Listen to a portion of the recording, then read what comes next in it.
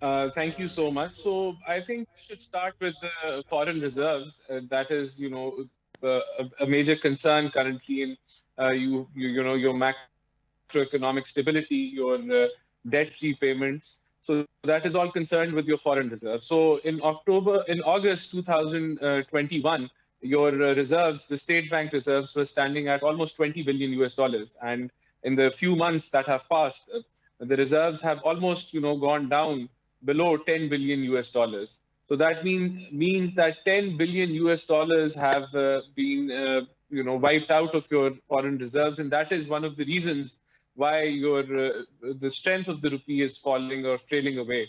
And another reason for that is that your current account deficit, there is a lot of pressure on that side. Your trade deficit is going to be the highest ever in the country's history.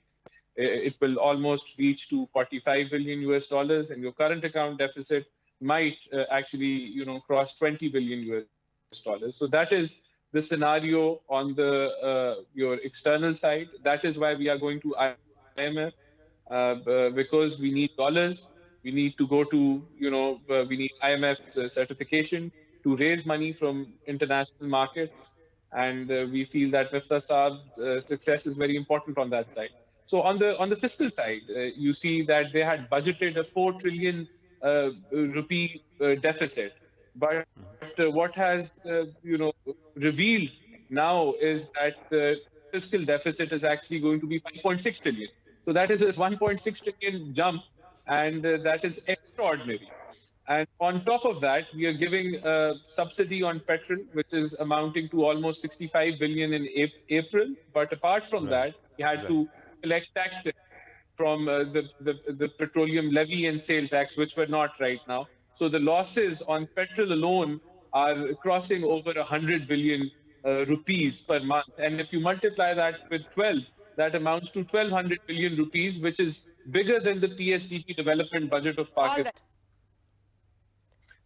Well, as I've said earlier, that it is dependent on how the negotiations with the IMF go, and our stance is going to be that we should not remove them 100%, but we can do that in phases.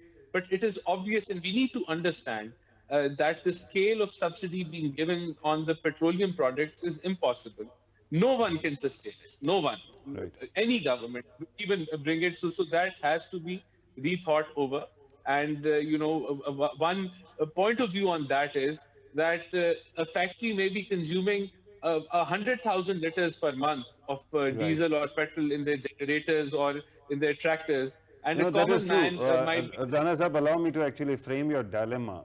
You just pointed out that you have very limited mandate, worth only 15 months. I totally get it. But on the other side, there are two things. One, you have displaced a political party which was in power and which is on the roads at this moment agitating against you and demanding early elections. Secondly, thirdly, you have also talked about stabilizing the economy. The Prime Minister has. Now, the third thing actually needs a lot of tough decisions. As you pointed out, the price hike in the petroleum products up to the level of 80 rupees at this moment, and then of course electricity products as well, that will be humongous jump. So how do you reconcile the three things, or you risk becoming locked out of the economy, a sinking economy, or then losing the next elections? Well, the only reason, Pataki Saab, that we intervened in such difficult times is that if the previous government would have been allowed to continue, things would have maybe gotten to a point of no return. And the decisions we're going to take are going to be, for the sake of saving Pakistan, which have to be taken, which is, better managing the economy. And I'm not saying that the previous government was, on purpose sinking it, but Yeah. they did not have a So plan or the a so the proper. plan is save Pakistan, lose the election.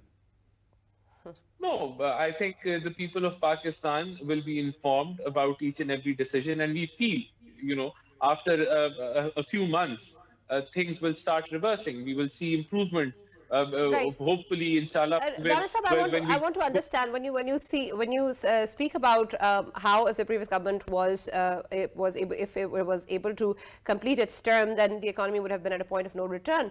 Of course, that means that a lot of the measures taken by the PTI were leading us to a path where the economy was going to get destroyed even further. Can you help me understand what those measures exactly are that you want to be able to reverse, and you have immediate plans to be able to do otherwise, and we'll see a change in the direction the economy is going? Okay, for example, the PTI government was, going with the IMF plan, and all of a sudden they took a U-turn on all the commitments they made.